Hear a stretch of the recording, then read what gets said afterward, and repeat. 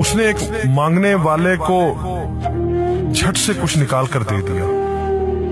میں نے کہا کہ بھائی دیکھ بھال کر دینا چاہیے، یہ فراڈ لوگ ہوتے ہیں اور عام انسان کے جذبہ نیکی کو ایکسپلائٹ کرتے ہیں۔ فرمانے لگے آپ نے بجا فرمایا، میں پہلے ایسا ہی کرتا تھا، پھر ایک واقعے نے میری دنیا بدل کر رکھ دی۔ میں دھرم پورہ لاہور میں اپنے گھر سے سائیکل پر نکلا تھا کہ ٹھیکیدار سے اپنے بقایا جات وصول کر لوں۔ میں اسٹیل مل فکسر تھا اور ایک کوٹھی کے لینٹر کے پیسے باقی تھے، مگر ٹھیکیدار آج کل پر ٹرخا رہا تھا۔ میں سائیکل پر جا رہا تھا کہ ایک شخص اپنا بچہ فٹ پاتھ کے کنارے لٹائے ہسپتال پہنچانے کے لیے ٹیکسی کا کرایہ مانگتا پھر رہا تھا۔ وہ کبھی کسی پیدل کا بازو پکڑ کر ہاتھ جوڑ دیتا، میرا بچہ بچا لے، مجھے ٹیکسی کا کرایہ دے دے۔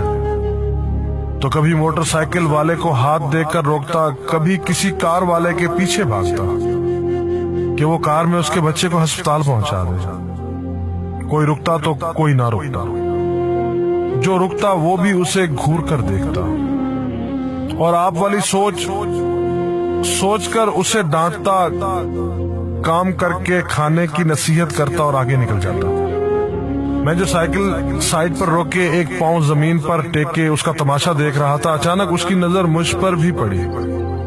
اس نے میری سائیکل کا ہینڈل پکڑ لیا، بھائی جان خدا کے لیے میرے بچے کی زندگی بچا لیں، اس کو سخت بخار ہے، آپ نیچے اتر کر اس کو دیکھ تو لیں، آپ کو یقین آ جائے گا، آپ دیں گے تو شاید کسی اور کو بھی اعتبار آ جائے۔ مگر میں بھی آپ کی طرح سوچ رہا تھا۔ پھر جس جارحانہ انداز میں اس نے میری سائیکل کا ہینڈل پکڑ رکھا تھا، لگتا تھا کہ ادھر میں سائیکل سے اترا اور ادھر وہ سائیکل پکڑ کر بھاگ جائے گا۔ میں نے بھی اسے کام کر کے کھانے کی تلقین کی اور پچھلے جمعے میں سنی ہوئی حدیث اس کو بھی سنا دی۔ کما کر کھانے والا اللہ کا دوست ہوتا ہے، اور اپنا ہینڈل چھڑا کر بڑبڑاتا ہوا آگے چل پڑا۔ حرام خور ہمیں بے وقوف سمجھتے ہیں۔ 2-3 گھنٹے کے بعد جب میں بقایا جات وصول کر کے واپس آیا تو وہ ابھی اسی جگہ کھڑا مانگ رہا تھا۔ بچے کو اب وہ سڑک کے پاس لے آیا تھا اور اس کے چہرے سے کپڑا بھی اٹھا رکھا تھا، وہ دھاڑے مار مار کر رو رہا تھا۔ اب وہ بچے کے کفن دفن کے لیے مانگ رہا تھا۔ میں نے سائیکل کو روک کر پاؤں سے نیچے ٹیکا اور میت کے چہرے کی طرف دیکھا۔ پھول کی طرح معصوم بچہ زندگی کی بازی ہار گیا تھا۔ میرے رونگٹے کھڑے ہو گئے۔ میں نے جیب میں جو کچھ تھا بقایا جات سمیت سب بغیر گنے نکال کر باہر پھینکا، اور اس سے پہلے کہ اس کا باپ میری طرف متوجہ ہو، سائیکل اس تیزی سے چلا کر بھاگا گویا سارے لاہور کی بلائیں میرے پیچھے لگ گئی ہوں۔ میں گھر پہنچا تو میرا برا حال تھا۔ تھوڑی دیر بعد مجھے بخار نے آ گھیرا۔ بخار بھی کچھ ایسا تھا گویا میرے سارے گناہوں کا کفارہ اسی بخار سے ہونا تھا۔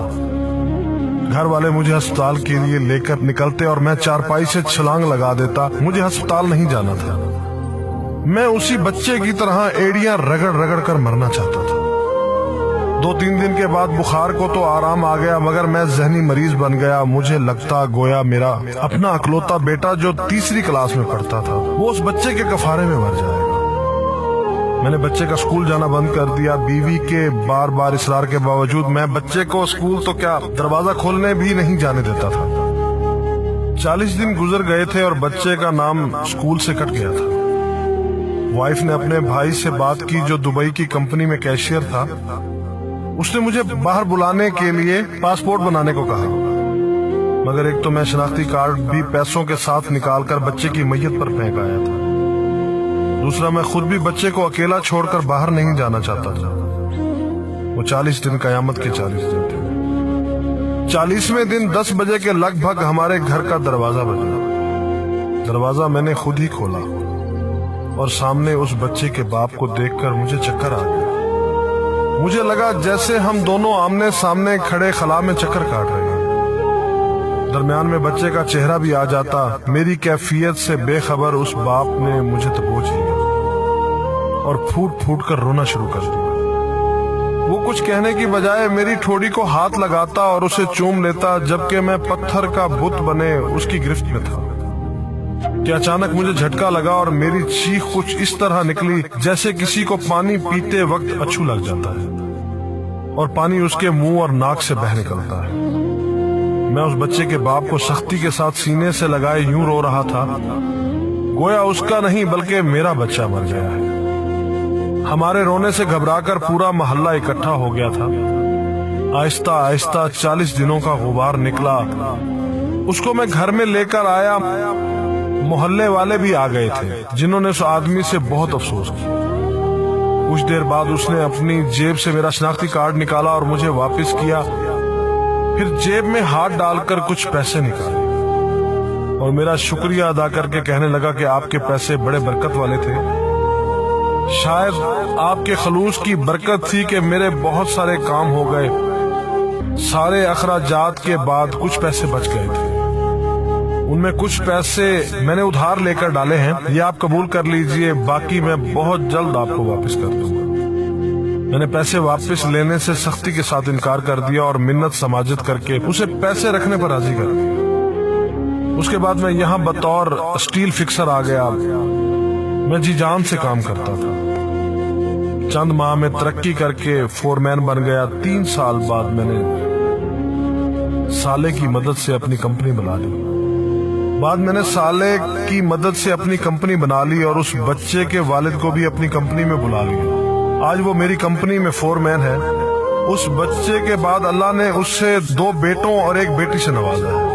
میں اسے آپ سے ملواؤں گا، مگر اسے سائیکل والا قصہ مت بیان کیجیے۔ وہ آج تک نہیں پہچانا کہ میری سائیکل روک کر اس نے مجھ سے سوال کیا تھا۔ وہ مجھے ولی اللہ سمجھتا ہے، جس نے اس بچے کی لاش دیکھ کر سب کچھ نکال کر دے دیا۔ قاری صاحب، اس دن کے بعد میں کسی کو خالی ہاتھ نہیں لوٹاتا۔ قاری صاحب، اس دن کے بعد میں کسی کا ہاتھ خالی نہیں لوٹاتا۔ تھوڑا سا دینے سے نہ وہ امیر ہوتا ہے اور نہ میں غریب ہوتا ہوں۔ بس دل کو تسلی ہوتی ہے کہ میں اس بچے کا خون بہا ادا کر رہا ہوں۔ رہ گئی لوٹنے کی بات تو قاری صاحب، ہمیں کون نہیں لوٹتا؟ جوتے والا ہمیں لوٹتا ہے، کپڑے والا ہمیں لوٹتا ہے، سبزی اور گوشت والا ہم کو لوٹتا ہے۔ اتنا لوٹنے کے بعد اگر کوئی ہمیں اللہ کے نام پر لوٹ لے تو شاید حشر میں ہماری نجات کا سامان ہو جائے کہ یہ بندہ میری خاطر میرے نام پہ لوٹتا رہا ہے۔